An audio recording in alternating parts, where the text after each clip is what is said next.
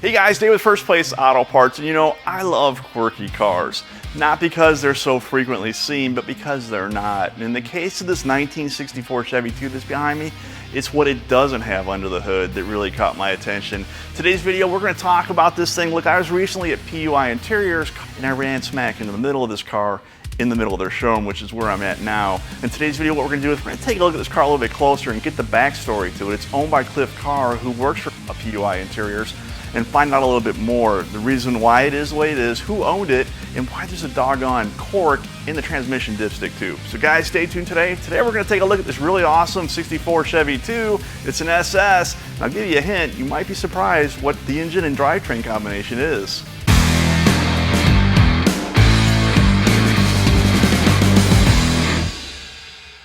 Hey guys, if you like today's video, please consider subscribing to the First Place Auto Parts YouTube channel. We're going to continually be adding new videos every week where we show you how to put new parts on, we take a look at the latest parts that are available, and we go to some pretty cool car guy stuff I'm pretty sure you're going to want to see.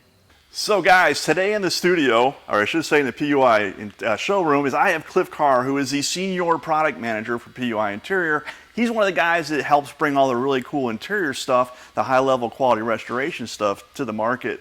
Cliff, thanks for being here today. What can you tell me about this awesome car? What year is it, and how did you come into the ownership of the car? Well, it's a 1964 Chevy II SS. It was my father-in-law's car. He purchased it in 1965. It's been in the family ever since.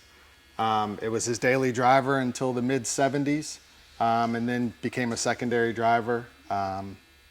So when I came into the picture in 1995, it was in a garage under a tarp. So. And you had told me earlier that this was a car that they actually drove from Kentucky to Florida. One of the things I have to let you all know is that this thing is a two-speed transmission, okay? It's a power glide transmission. So that could not have been either a fast experience because of the straight six-cylinder, or a very enjoyable experience because of the two-speed automatic. Is it a quick car to drive? Is it? It is not a quick car to drive. So it doesn't live up to the SS moniker? No, not at all. Okay, all right. But yeah, and I can imagine that was those were interesting trips. That was a family vacation vehicle. My wife has two older sisters, so they had five kids in the back? 3 kids in the back, 2 adults in the front. Did it ever give him any trouble that you know of? No, he always talked highly of it as a driver. And then, as a secondary vehicle, I don't think he ever let any of the girls drive the car. That's why it's so straight, I assume. Right, exactly. You know what? Sometimes it hurts to be honest, and sometimes the truth hurts. So yeah.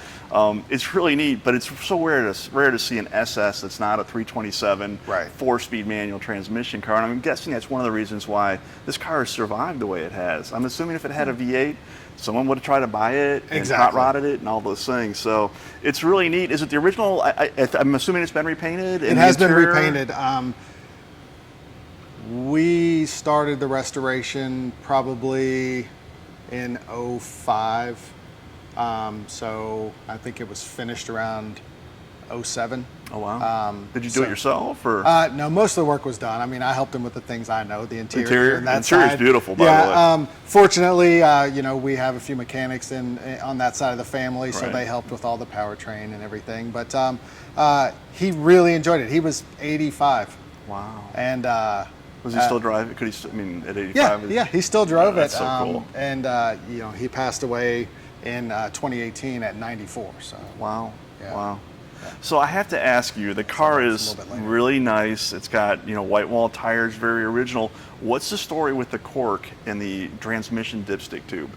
It looks like somewhat like my grandfather would have done. There was a little cable tied to it so it wouldn't blow out or get lost, but what's the story with the cork? He was a very ingenuitive man. I won't call him a pack rat, but he never threw anything away, and he reused everything. So did he throw the dipstick out to reuse the cork, or did he lose the dipstick and have the cork? That I don't have an answer to. Probably lost the dipstick and just used the cork. Oh, that's funny, man. What's interesting what you find on these older cars, there was a lot of ingenuity. People fixed their own cars back then. You could fix your own car back then. Absolutely. I took some pictures under the hood, and you could literally live in there next to the engine. There's so much room at that straight six. So it's just a neat story, man. And I really appreciate you telling us about it and you keeping this car. I mean, like I said, the temptation is always to put a V8 or an LS in something and change it. And this is just such a time capsule And it's so clean that it's just a neat example of what it was. And yeah, because of that history of the car, you know, like I said, my wife and her sisters absolutely did not want to sell the vehicle. So we brought it in here to kind of showcase it a little bit since it's not a driver. Yeah, well, and the interior looks spectacular, which is what you guys do, and is a credit to not only you, but also the company. So I appreciate you letting me poke around, and I appreciate you talking to us on film. And, you know, just thank you so much, and enjoy it. Thank you. All right, appreciate Cliff. it. All right, thank you, man. Yep. Well, there you have it, guys. Not all SS 64 Chevy 2s were V8 cars. In the case of Cliff's family's car, his father-in-law owned it and drove it all the way up until he was 80 years old.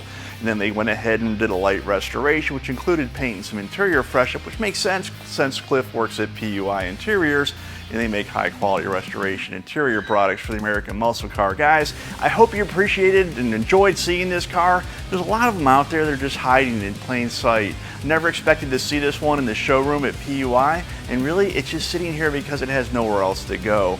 But it's so cool to run into this thing. Look, in the world of modified and resto mod and pro touring and LS motor cars, a straight 6-cylinder with a 2-speed power glide, still a pretty cool car.